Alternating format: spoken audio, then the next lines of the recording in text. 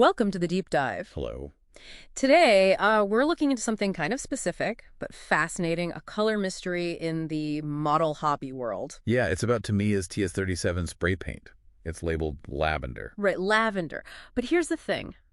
Many users say it doesn't really look like the lavender you'd probably picture. Not at all. Often much darker, more reddish. Exactly. We've got this great analytical report that digs into why that might be. So our goal today, for you listening, is to use this report to unpack why TS37 looks, well, the way it does, and why Tamiya might have chosen that name. Let's dive in. Okay, so the main issue here, based on what the report gathers from users, people consistently say TS37 is much darker and redder than a typical pale lavender. Definitely. The report pulls out specific descriptions people use, things like maroon, brownish red, even dark pink and wine red. Wow, wine red. For a paint called lavender, that's a pretty big disconnect, isn't it? It really is. And get this, the report mentions an online retailer actually categorized the paint with the color attribute dull red. Dull red. So even a seller is acknowledging it leans way more red than purple. Seems like it. It's not just one or two people being confused. It's a shared observation among lots of modelers that this paint has this, distinctly reddish, darker character. Okay. So it points to something fundamental about the paint itself. Precisely. Which brings us to the whole idea of color names. What does this all mean?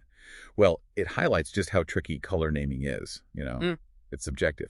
And lavender, as the report points out, isn't just one single color. Ah, right. Because the actual lavender flowers, they vary quite a bit in nature. Pale purple, deep violet, sometimes pinkish tones. Exactly. And there are even official standards. You've got web lavender, which is like pale and bluish, then floral lavender, more of a medium violet. But here's a really interesting one the report flags. English lavender, that's a Pantone standard, 173617 TPX. Okay. In its description, grayish purplish red, or sometimes grayish pinkish lavender. Wait, grayish purplish red. So even an official lavender definition can lean red? That's surprising. It is. Now think about another color category. Violet red, or red violet. That's defined as a mix, obviously, but with a really strong red influence. Okay, so if you compare those user descriptions, maroon, dark pink, wine reds, they sound much more like that red-violet idea or maybe that specific English lavender standard. Right. Much more than they sound like the common pale bluish lavender most people probably think of first. Yeah. It strongly suggests Tamiya might be using the name lavender to refer to one of these less common redder variants. Okay, that makes a bit more sense. But still, why use the name lavender if it's going to cause this confusion? The report looks into a few reasons Tamiya might have made that choice. One possibility is botanical.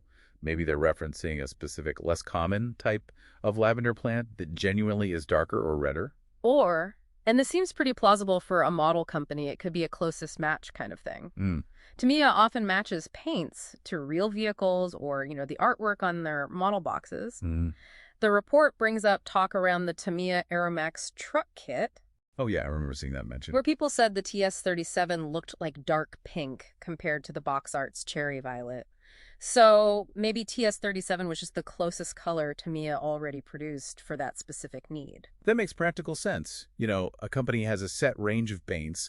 Maybe it wasn't perfect, but it was the nearest option they had that fell into that broad purple-ish category. The report also briefly touches on potential cultural factors. Tamiya's Japanese, right? And while the word rabenda is just borrowed from English, perhaps there's a Japanese aesthetic thing, maybe a preference for richer purples, that subtly influences how colors get grouped or named, even with a loan word. That's a subtle point, but possible. And then there's the simple marketing angle, which we really can't ignore. Right. Lavender just sounds nice. It's appealing. Exactly. It's much more marketable than, say, grayish, purplish red or dark pinkish mauve, even if those were technically more accurate. Yeah, you'd definitely grab the lavender can first. Probably.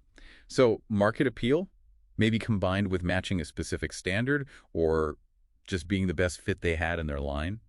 It's likely a mix of things. So wrapping up this deep dive, the evidence really suggests that Tamiya's TS37 lavender isn't intended to be that common pale purple we usually imagine. Yeah, its actual appearance lines up much better with either a specific redder type of lavender standard, like that English lavender, or it's just their closest practical match for a specific modeling purpose. So it's not necessarily wrongly named, but the name lacks specificity. And because our default idea of lavender is different, it leads to all this confusion. Exactly. Tamiya's lavender just isn't the lavender most people expect.